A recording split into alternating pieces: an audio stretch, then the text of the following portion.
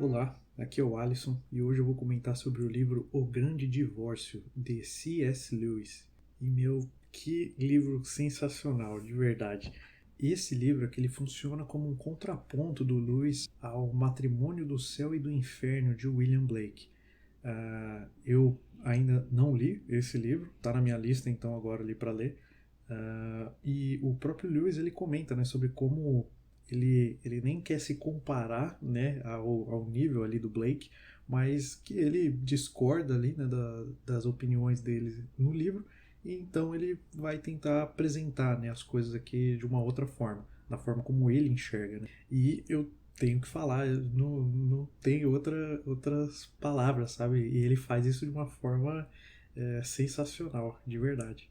E esse daqui foi o primeiro livro, né, que eu li do autor.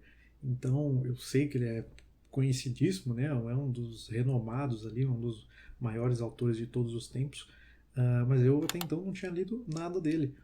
E olha, eu não sei se esse livro aqui é recomendado como um livro ali de porta de entrada, né, para os livros do autor, mas para mim funcionou perfeitamente, sabe? Porque ele funciona como uma metáfora, né? Então ele usa ali de uma história, né, de um enredo para explicar ali o ponto de vista dele, né, sobre céu, inferno, religião, Deus, etc. E putz, eu achei sensacional, de verdade. No começo, né, pelo menos ali para mim, as coisas não estavam tão claras assim, né? O próprio livro ele começa assim, né, sem dar muita descrição exata de onde, qual que é aquele local, né, onde os personagens estão, quem são de fato, né, os personagens, quem é o protagonista, etc. Mas ao longo e aí algumas coisas vão acontecendo ali, você começa a tentar entender, né? Será que isso daqui é real ou é uma ficção, né? No sentido de a imaginação de alguém, ter alguém sonhando com isso, e nada disso é de fato real, né? Mas aí ao longo da história você começa a compreender, sabe? E isso que eu acho muito interessante, sabe? Quando um autor consegue então criar, né, essa história, esse enredo de uma forma que você tem legítimo interesse, sabe, em virar cada página ali para descobrir, né, uma peça a mais ali desse quebra-cabeça para você entender o todo no final das contas.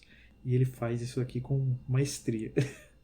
Bom, a partir daqui, as coisas que eu vou comentar, elas podem ser interpretadas como spoiler, né? Eu não vou, claro, não vou falar tudo, mas você pode interpretar como spoiler, porque vai tirar, então, essa sua experiência, né, de ir compreendendo ali o que está acontecendo. Então, caso você não queira ver aqui o que eu vou falar, eu vou colocar ó, em algum local aqui do vídeo o timing, né, para onde você pode pular, então. Os personagens estão entrando em um ônibus e eles estão em uma espécie de inferno. Não é um inferno em si, não é a melhor explicação, mas dá para você ter uma ideia, né, ali do cenário, então, pelo menos.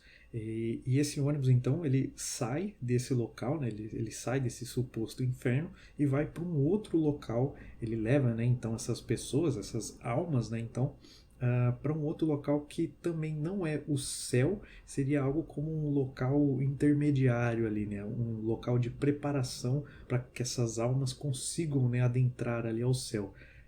E isso é uma coisa que fica a critério das almas, né? Então, como sair dessa situação, desse local ruim, né, por exemplo, do inferno, está nas mãos das pessoas, né? Então tem que partir da pessoa querer entrar no ônibus, sabe? E quando elas chegam lá, então, nesse novo local, elas são recebidas por uma espécie de guia, né? Então cada alma então tem um guia e esse guia é alguém relacionado então a essa pessoa, né? Na vida dela, é alguém que teve alguma relação com ela ali. E o objetivo então desse guia é tentar convencer, né, essa pessoa de fazer essa transição aqui então, de decidir não pegar o ônibus novamente e voltar para o inferno, mas ficar ali e seguir, né, todos os passos ali para que ela possa então adentrar ao céu.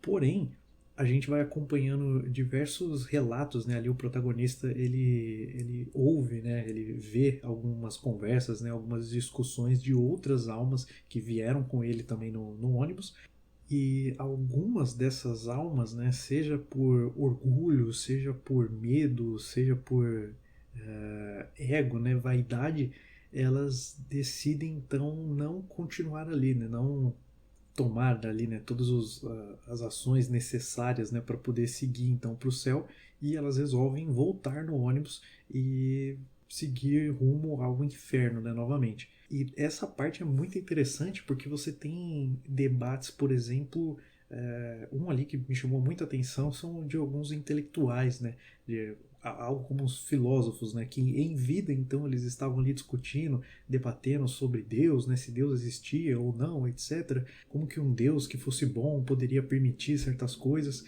E mesmo estando ali, né, nesse local, então, próximo ali de chegar ao céu e recebendo, né, então, desse guia a verdade de fato, né, de de que existe de fato um Deus, etc.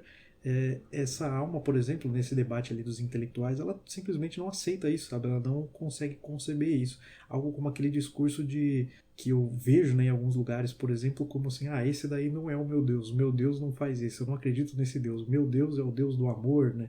Eu não acredito num Deus que faz isso. E sendo que, se de fato existe um Deus, essa opinião, né, a sua opinião, a minha opinião, assim, ela não serve de muita coisa, né? Não quer dizer nada, porque se existe, existe independente da nossa opinião, né? A gente querendo impor algo para para esse Deus ou não, né? Então, isso que eu achei muito interessante, sabe? E essa daqui é só uma, né, das conversas, das discussões que tem ali no livro. Então, essa parte é muito interessante, sabe? Cada uma dessas conversas ali, cada uma dessas discussões traz um ponto, né, um argumento de que você vê como as pessoas elas não querem abrir mão, sabe, do orgulho, né, principalmente. Elas simplesmente não aceitam, elas não aceitam que ou que elas estavam erradas ou que as coisas não são como elas gostariam que fossem. E isso é uma coisa muito pesada, né? A gente, de fato, refletir sobre isso, né? De que às vezes a gente pode estar errado, de que às vezes a gente pode não conseguir o que a gente quer e de que, mesmo assim, estará tudo bem, sabe? Então tem um processo ali, né, de se soltar, né, desse ego. E me lembrou até o filme do Green Knight, que tem um momento ali no filme que é exatamente isso. Mas eu também não vou dar nenhum spoiler aqui. Bom, tá mais do que na cara, né? Que eu gostei demais aqui desse livro. E olha, o autor, ele entrou como um dos meus autores prediletos, viu, a partir de agora. Tanto que esse livro aqui eu tinha comprado ele já havia um tempo, já como e-book no Kindle. E foi uma promoção que eu encontrei na Amazon um tempo atrás.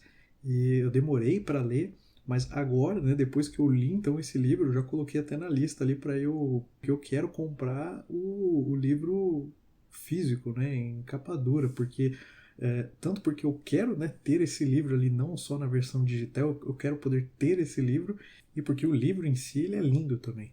Bom, e para fechar aqui o vídeo eu separei um trecho do livro que diz assim: no final, existem apenas dois tipos de pessoas. As primeiras são aquelas que dizem a Deus: seja feita a tua vontade. As outras são aquelas às quais Deus, por fim, diz: seja feita a tua vontade. Bom, eu vou deixar o link para o livro aqui na descrição. Caso você tenha gostado do vídeo, eu vou pedir para você deixar um like, comentar e compartilhar esse vídeo aqui com outras pessoas, porque isso incentiva a gente a trazer cada vez mais histórias aqui para vocês e ajuda demais aqui o nosso canal no YouTube também. Eu vou ficando por aqui e a gente se vê então no próximo vídeo no canal. Até lá!